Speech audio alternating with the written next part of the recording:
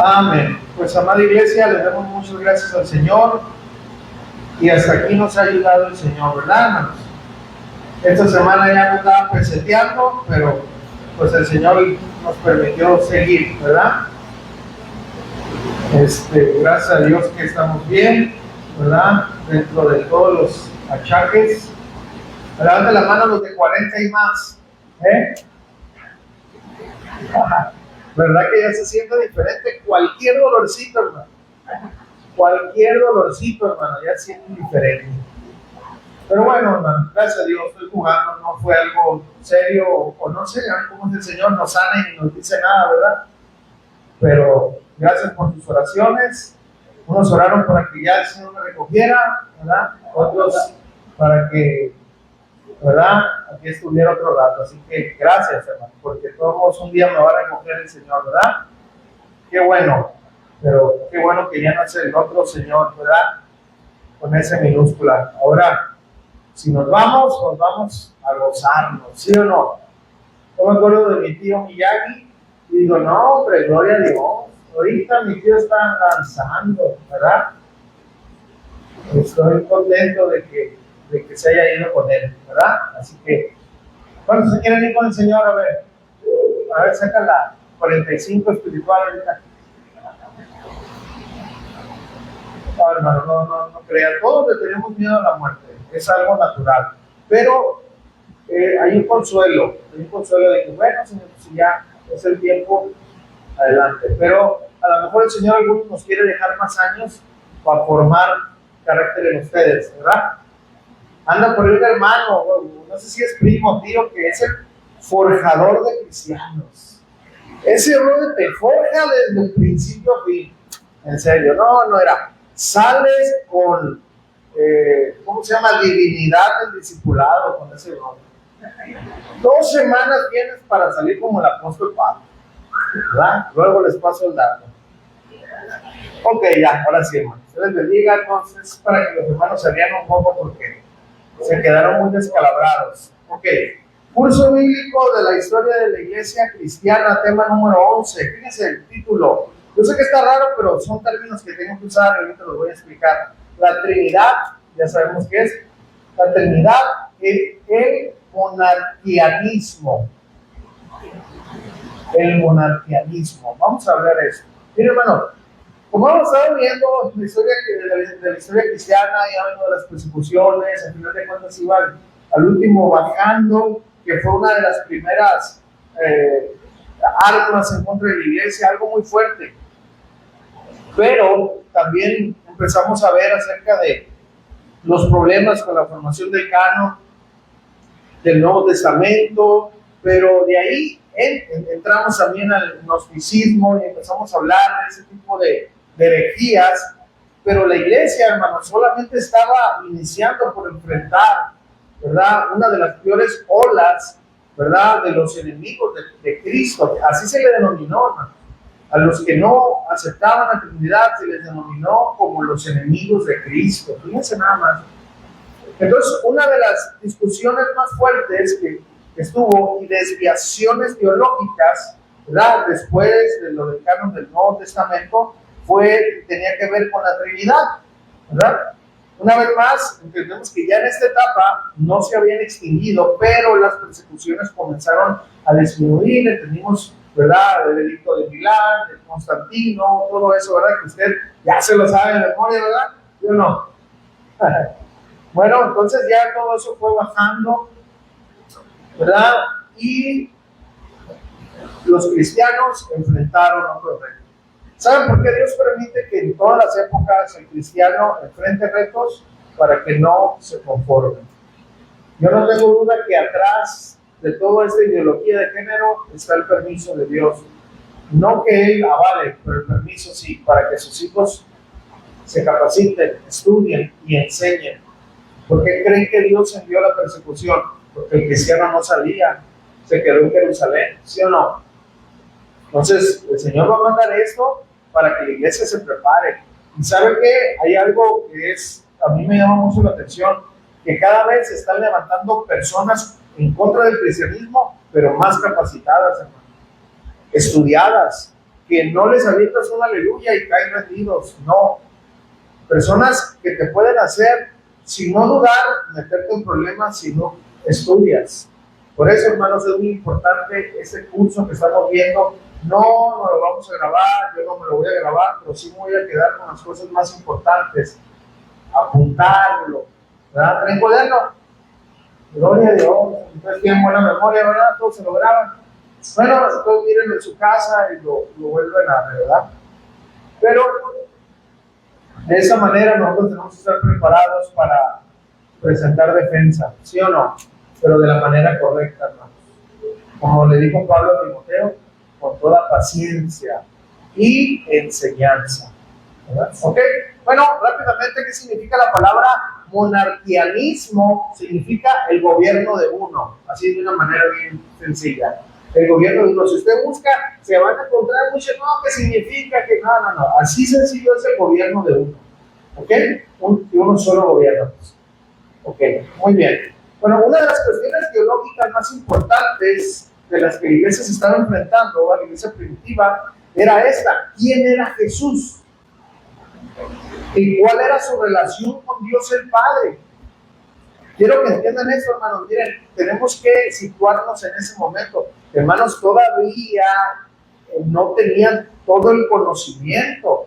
Ellos en los primeros concilios, en este caso en el de Nicea, pues tuvieron, defendieron la fe bien, pero no pudieron explicarlo todo. Por eso, si usted se pone legal con un hombre y le saca el concilio de Nicea como argumento, no va a quedar muy satisfecho, porque en ese concilio se pusieron las bases y se expulsaron a los contrarios, pero no se aclaró en su totalidad. ¿Por qué? Porque la Trinidad es un misterio, ¿sí o no? Pero se quedaron las bases, y eso es lo más importante. Muy bien, ok. Entonces, la iglesia primitiva se enfrentaba a varias cuestiones, preguntas. ¿Quién era Jesús y cuál era su relación con el Padre? Bueno, esa era la preocupación principal. Por otro lado, había cristianos que afirmaban que había un solo Dios. Los cristianos, después de todo, ya lo aprendimos, eran monoteístas, ¿no? Creían en un solo Dios. Pero por otro lado, los primeros cristianos, fíjense, quiero que vean cómo se metieron en esos problemas. Los primeros cristianos bautizaban en el nombre del Padre, del Hijo y del Espíritu Santo. A esto se le llama la triplicidad.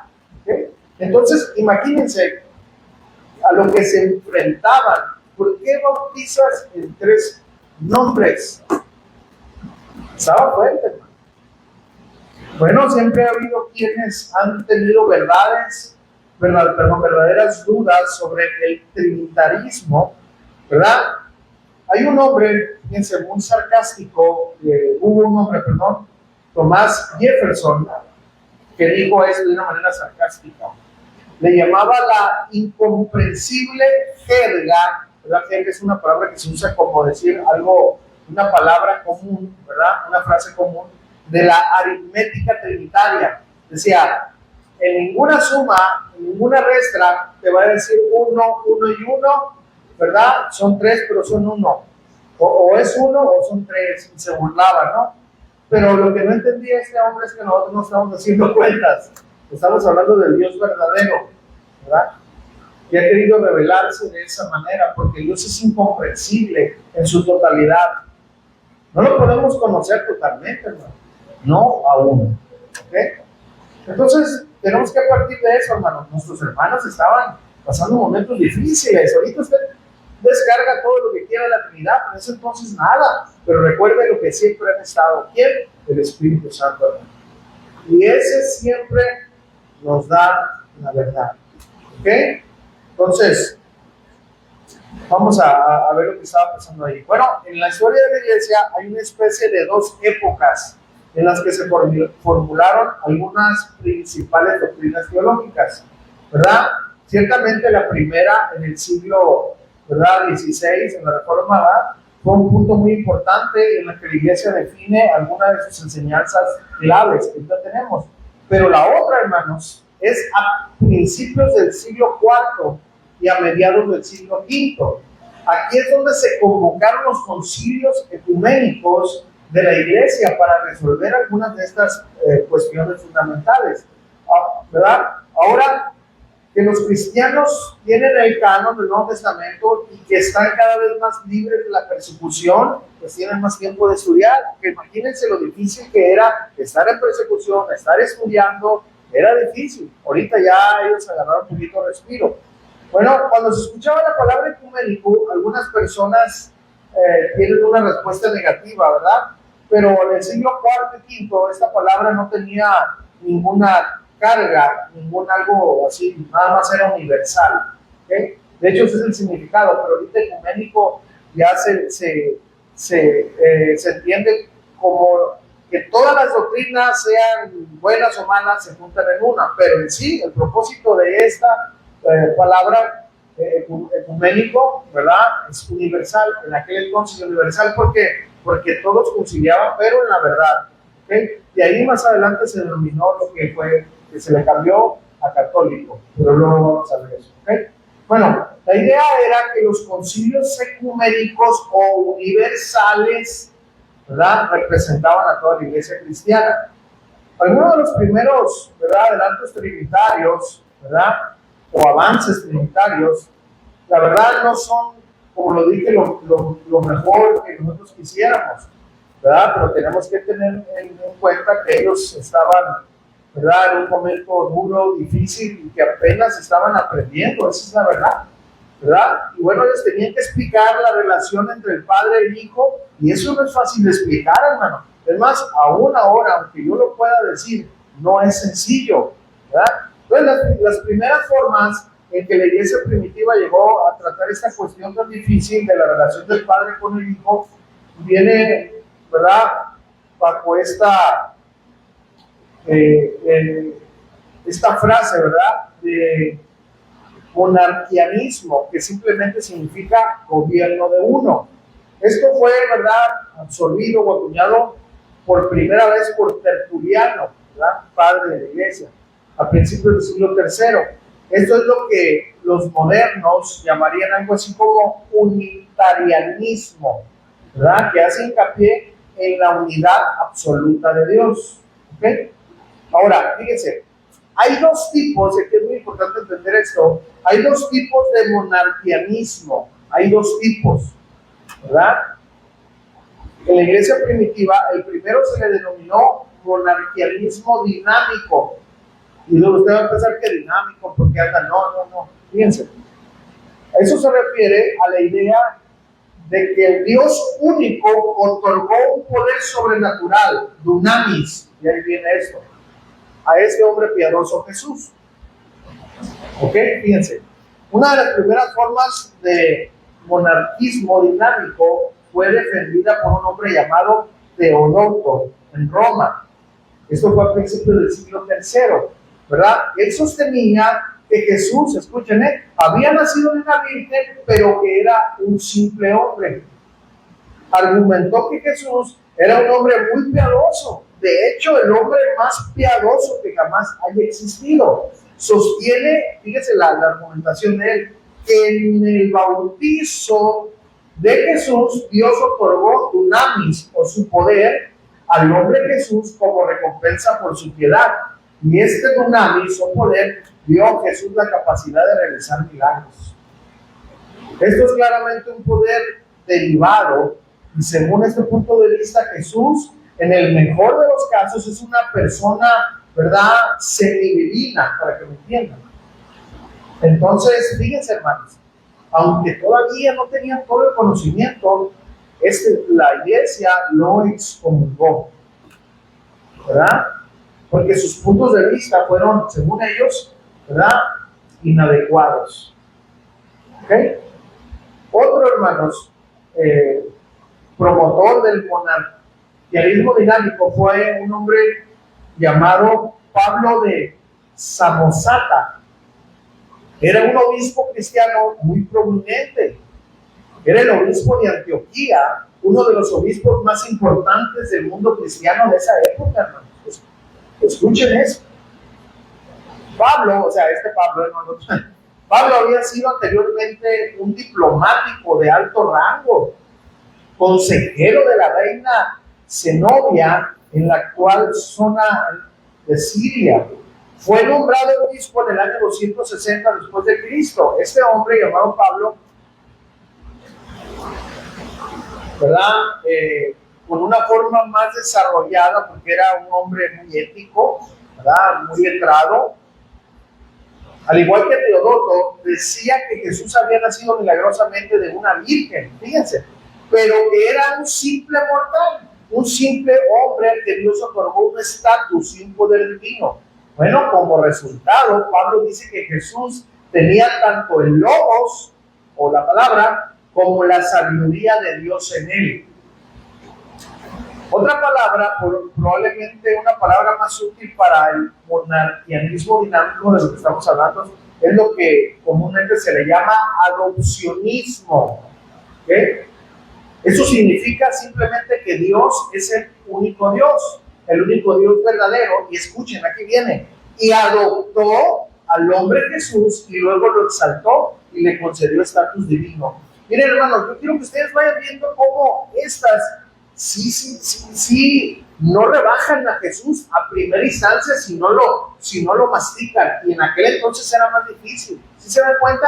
Como siempre, hermanos, por eso quiero que entendamos esto, siempre las doctrinas erróneas se meten bien quedito, que no se noten, para dividir, hermano, para dividir. En serio, hermano, tenga cuidado. Cuando algo le esté haciendo cosquillitas aquí, busque asesoría de un hombre, ¿verdad?, sabio, de un hombre que lo vaya a dirigir. No se vaya por el cachihuecas allá, rebelde, que no ha querido someterse a nadie. No platique con ese hombre. ¿Por qué? Porque lo va a desviar más, ¿me entienden?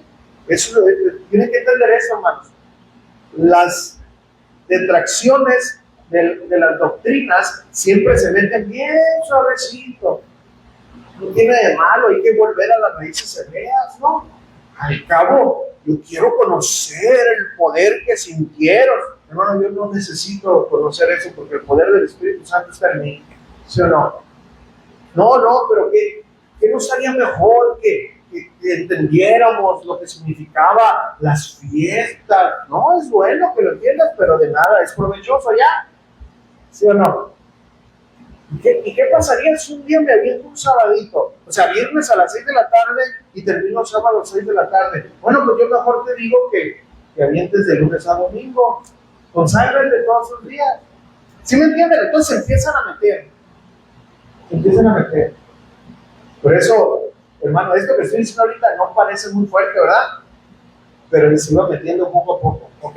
Ahora miren, tanto Pablo de Zamota como Teodoto estaban dispuestos a decir que Jesús es el Hijo de Dios y tiene una medida de divinidad, pero entendían que esto era una divinidad secundaria y derivada, de modo que Jesús no era Dios en sí, en el mismo sentido que el Padre.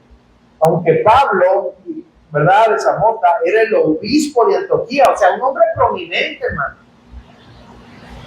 Y aunque tenía apoyo político de la reina Zenobia, él también adiós, Superman. Vámonos. Lo excomulgaron en el año 272 después de Cristo. Hermano, y esto, en serio, esto sigue pasando. Dios, parece que no, hermano, pero Dios sigue excomulgando a los rebeldes. ¿Sí o no? ¿Se lo han mirado? Dios excomulga a los rebeldes, hermano. A los que tratan de meter divisiones en las iglesias, Dios se encarga de excomulgarlos en el sentido de que mejor se vayan. Yo puedo ver eso hasta el día de hoy. ¿Usted no? Esperemos no ser uno, ¿verdad? Ok, entonces, bueno, miren, esto es interesante, hermanos. Aquí hay un hombre que tiene apoyo político y teológico. Sin embargo, la sabiduría, hermanos, colectiva, o sea, de toda la iglesia, resuelve que sus puntos de vista eran erróneos. De hecho, es excomulgado, aunque la iglesia no había resuelto todos los detalles todavía teológicos en relación de Jesús, de la relación que tenía Jesús el Hijo con el Padre, ¿verdad? Al menos sabían que Pablo y Teodoto estaban en el camino equivocado. El otro que hace de monarquismo se le llamó como monarquismo modalista, ¿verdad? Es una forma bastante creativa, ¿verdad?, de describir la relación de Jesús con el Padre. En ocasiones a esto mismo se le llama monarquianismo modalista o simplemente general o modalismo. Miren, los modalistas simplemente argumentaban que el Padre, el Hijo y el Espíritu Santo no son tres personas diferentes, son simplemente tres títulos o nombres diferentes del único Dios. Los modalistas argumentaban que a veces el único Dios actuaba como el Padre, a veces el único Dios actuaba como el Hijo y a veces a Dios actuaba como el Espíritu. La pregunta es también cuando no, y esas tres personas están operando en el mismo momento, ¿cómo le hacían? ¿Sí entienden? Pero siempre es el mismo Dios, aunque el mismo Dios podía funcionar en diferentes modos, de ahí viene modalismo. La idea fundamental de este punto de vista sigue siendo unitaria. Los modalistas dicen que hay un Dios en esencia que se manifiesta en tres actividades. El Hijo, escuchen esto, el Hijo es el Padre, cuando la Escritura nunca lo dice así. El Padre y el Hijo y el Espíritu Santo pueden ser lo mismo. ¿Sí se dan cuenta? Así es lo que ellos estaban enseñando. Ahora, hay varios modalistas en la historia.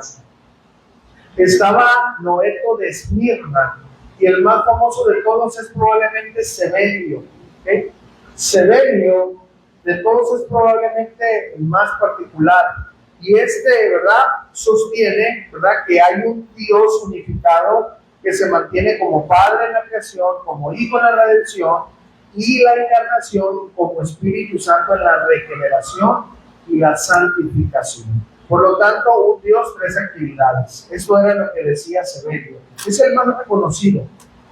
Entonces, nuevamente, aunque la iglesia primitiva no había definido con precisión la relación de Jesús con el Padre, tenía claro que el modalismo o adopcionalismo era un error. Por lo tanto, estos dos fueron excomulgados una vez más por la iglesia cristiana. Entonces, miren, esas primeras disputas teológicas sobre la relación del Padre con el Hijo no resolvieron el problema, por supuesto. Una de las primeras controversias teológicas más significativas sobre esto surgió en Alejandría, Egipto, en el siglo IV, ¿verdad? Y de ahí pues vamos a ver muchos más detalles. ¿Okay? Ahora vamos a ver la Trinidad, el destape de la controversia ariana. Esto es importantísimo, hermano. De hecho, voy a pasar a uno que lo diga de memoria. ¿Sí o no? ¿A Malaquías todos? Ok, bueno. Alejandría, Egipto. Miren, cuando se habla del desarrollo de la doctrina de la Trinidad, probablemente la controversia central, ¿verdad?, comienza, ¿verdad?, que la iglesia cristiana tenía que hacer sus propios puntos de vista de relación del Padre con el Hijo.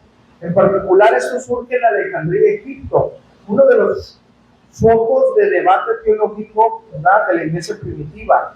Probablemente, ¿verdad?, tenemos que saber que Alejandría fue fundada por Alejandro Magno en el año 331 antes de Cristo. ¿Verdad? En un siglo, Alejandría se convirtió en la ciudad más grande del mundo. Y durante siglos, más tarde fue la segunda después de Roma. Se convirtió en el centro intelectual del helenismo, que ya hemos hablado de todo eso, ¿no? De todas las culturas, abrazar todas las doctrinas, ¿no? Ok, entonces, de la cultura griega, ¿verdad? Fíjense, la famosa Septuaginta, una versión griega del Antiguo Testamento, se elaboró en Alejandría. También contaba con una de las mayores bibliotecas del mundo antiguo, la famosa Biblioteca de Alejandría. También es famosa por producir algunas de las herejías de la iglesia primitiva relacionadas con el gnosticismo y con el severianismo que acabo de decir ahorita. Ahora miren, el punto crítico de la llamada controversia ariana fue en el año 318 después de Cristo. Los principales opositores eran dos. Era el obispo de Alejandría, cuyo nombre era Alejandro el obispo de Alejandría, y uno de sus presbíteros, de sus discípulos, de nombre Arrio. El obispo Alejandro se preocupó por las enseñanzas de su presbítero Arrio, y había citado diciendo, Arrio dijo esto: hubo un tiempo en que Cristo no era. Fíjense, eso dijo Arrio. Al elaborar su versión de Cristo, hubo varios puntos de preocupación que surgieron en esta discusión entre Alejandro, el obispo, y su presbítero Arrio. Entonces Arrio insistió en que hay una diferencia de esencia entre el Padre y el Hijo. Arrio reconoció que Jesús era divino, pero no divino como Dios el Padre. Cristo, decía, era un ser creado. De hecho, la primer creación de Dios Padre. Y seguía reconociendo que aunque era una criatura, Cristo era realmente el creador de este mundo. ¿Se da usted cuenta la gran controversia que él mismo estaba metiendo? Pero vamos a ver aquí, miren. Arrio no era un neófito, en serio. Arrio era un hombre que conocía la Biblia.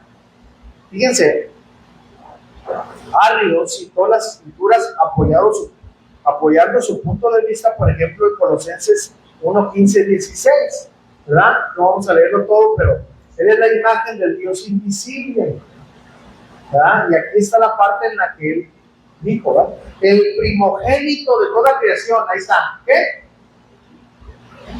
El primero que se hizo, sin entender lo siguiente: porque en Cristo fueron creadas todas las cosas, ¿verdad? Arrio citó también a Juan, capítulo 14, 28. O sea, todo esto lo agarró para su conveniencia. Juan 14, 28. El Padre es mayor que yo.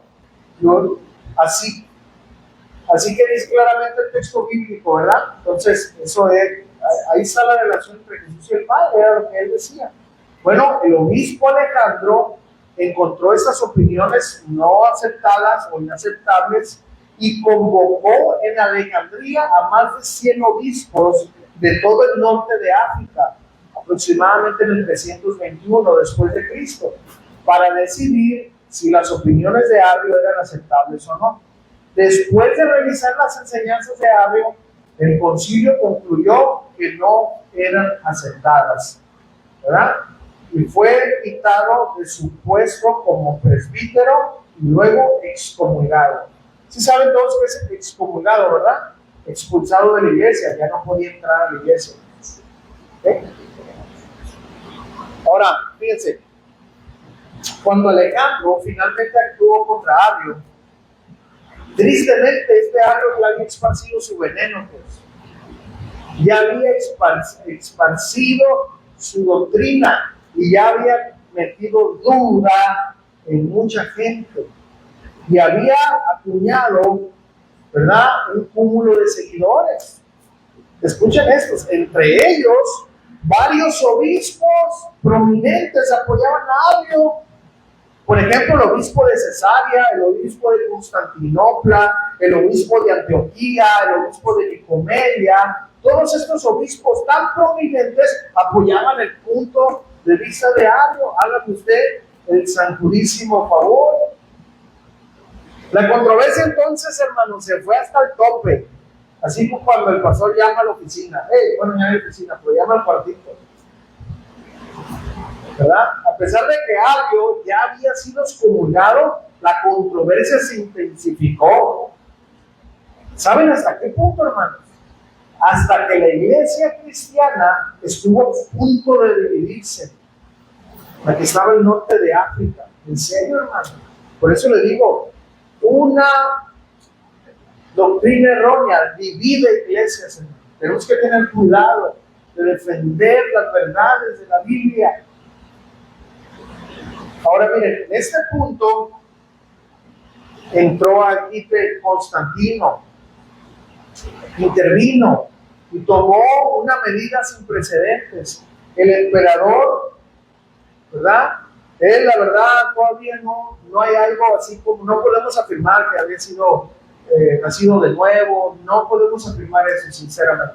No hay, pero tomó medidas rápidas y convocó a un concilio para resolver esta cuestión teológica. El concilio debía de estar compuesto por líderes eclesiásticos de todas las partes del imperio.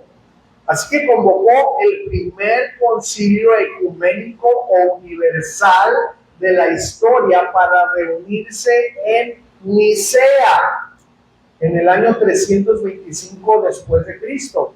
Unos 300 obispos, hermanos, de todo el imperio se reunieron en Nicea, el concilio de Nicea. El propio Constantino abrió, ¿verdad? Y esto fue lo que dijo: considero, fíjense en estas palabras, ya se la ando creyendo. Fíjense lo que dijo: considero la discordia en la iglesia más temible y dolorosa que cualquier otra guerra. No duele, hermano, ver cuando una iglesia se divide, no duele su corazón. No duele su corazón cuando un hermano se va, cuando un hermano toma decisiones erróneas, no le duele su corazón. Hermano, yo creo que esas son las lágrimas más constantes que un pastor tiene. Cuando un hermano no entiende, es obstinado y se va de la iglesia y algo pasa. Porque duele el corazón. Ahora imagínense el corazón de Dios. ¿No cree que no se entristece Dios? Pero también con los que nos quedamos y somos rebeldes, ¿verdad? Así que no hay que sacarle lágrimas al Señor, ¿sí o no? Bueno, pues sí, porque ustedes ya están creyendo así como que, pero no. Vale más darles una, ¿verdad? Sacudidita. Ok, entonces, Constantino dijo: cuando me enteré de esta división, me convencí de que este asunto no debería descuidarse de ninguna manera, por lo que os he convocado sin demora.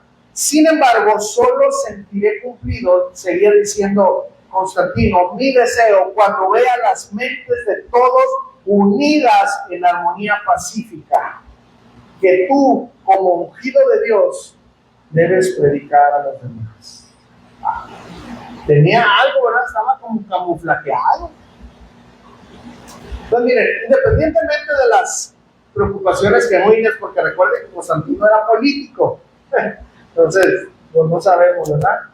Bueno, pero bueno, independientemente, está claro que hubo consideraciones políticas que también jugaron un papel, hermanos, de que él haya sido el que convocó. ¿Saben por qué? Porque la armonía religiosa era igual a la armonía política en ese entonces. Resulta entonces que Constantino participó en este concilio y hay pocas dudas de que influyó en el resultado teológico. Y esto, hermano, de una persona que realmente no entendía la teología. Constantino no era un hombre letrado en la teología, pero la persona clave de esta historia fue un hombre llamado Ocio de Córdoba, un obispo español, tío. Parece haber, hermano, fungido como una especie de asesor teológico de Constantino. Él era el cri-cri, pues, para que me entiendan, ¿verdad? Y resulta que Ocio era un decidido enemigo de Arrio. Es como si le hablan a Julio Várez a hablar de Juan Calvino. No soy enemigo de él, pero de su doctrina. ¿Okay? Ahora, vamos a ver esto en lo que nos alcance. Sí, nos alcanza 10 minutos. Ok, a ver hasta donde nos alcance. ¿Cuánto les está gustando, hermano? La buena charla. Así me dijo una vez un amigo en Chuy: pastor, estuvo buena la charla. Y dije: para amiguitos que no hay en Chuy. No se cree. Pero bueno, miren, hubo 3 grupos, ¿verdad? Se dividió en 3 grupos este concilio. De hecho, hermano, ya adquirí un libro, pero la verdad todavía no lo estoy usando porque, miren, si me hubiera metido el libro, me quemo como 15 predicaciones de Nicea, y eso yo lo voy a guardar para mí. Pero agarré un libro nuevo de todo el tratado de Nicea, puesto por este tiempo. No, ahorita ando con ganas de devorármelo, ¿no? Pero bueno, ok, hubo 3 grupos, ¿verdad? Vamos a ver el primero. Miren, tenemos entonces este gran concilio en el año 325 después de Cristo. Todos se reúnen, 300 obispos. ¿Se imaginan la nube de santidad que estaba ahí? ¿Eh? Y al reunirse, hermanos, podemos identificar tres grupos, ¿verdad? Con tres puntos de vista diferentes. Primero estaba la coalición del obispo de Alejandro. Esto es lo que se conoce como el punto de vista ortodoxo, que sostenía la plena deidad de Cristo desde toda la eternidad, que era igual. Hay una palabra que siempre se escucha, es coigual, quiere decir que es de la misma esencia, ¿verdad? Es igual, pero yo lo voy a decir igual, con Dios el Padre y eterno, o coeterno, si tú lo buscas es eso, pero es la palabra. Para los alejandrinos, ¿verdad? Aquí para los que seguían al obispo Alejandro, nunca hubo tiempo para ellos en el que Cristo no existiera. Apoyando al obispo Alejandro estaba Osio de Córdoba y el joven Atanasio, del que hablaremos un poco más adelante. Entonces, lo realmente fascinante de esto es el punto de vista del obispo Alejandro era en realidad un punto de vista, hermanos, escuchen, aunque era un punto de vista teológicamente correcto, muy pequeño, minoritario, hermano. Eran pocos los que apoyaban esto al comienzo del concilio. El grupo número 2, ¿verdad? El segundo grupo de la coalición arriana, este era el grupo que apoyaba a Arrio y afirmaba que Cristo era una criatura y por tanto no era de la misma esencia ni eterno con Dios el Padre. Reconocían que Cristo es divino en algún sentido, pero no de la misma manera que el Padre. Un partidario clave de Arrio fue el obispo de Nicomedia. Ese punto de vista también, hasta ese punto, era minoritario. Y el grupo número 3, el tercer grupo, es el grupo que se le llamó como mediadora. Era el grupo mayoritario, hermanos, encabezado por el obispo de Cesarea, Eusebio de Cesarea. Este grupo afirmaba que Cristo era el Hijo eterno de Dios, fíjense, pero que estaba esencialmente subordinado al Padre, es decir, sometido al Padre, que no tiene nada de malo que esté bajo la autoridad del Padre, ¿verdad? Pero fíjense, en otras palabras, esta parte mediadora afirmaba que Cristo era coeterno, eterno, con el Padre, pero no y de la misma esencia, no era igual o igual, ¿ok? Con el Padre. En este punto es cuando las cosas se ponen bien interesantes en el debate teológico de Nicea. Pero las decisiones del concilio de Nicea las vamos a ver para la próxima. ¿Muy bien? Denle un aplauso al Señor. En la próxima, para que no se la pierda, vamos a ver cómo argumentaron, cómo sacaron de la palabra original de un solo ser, cómo ganaron este gran debate.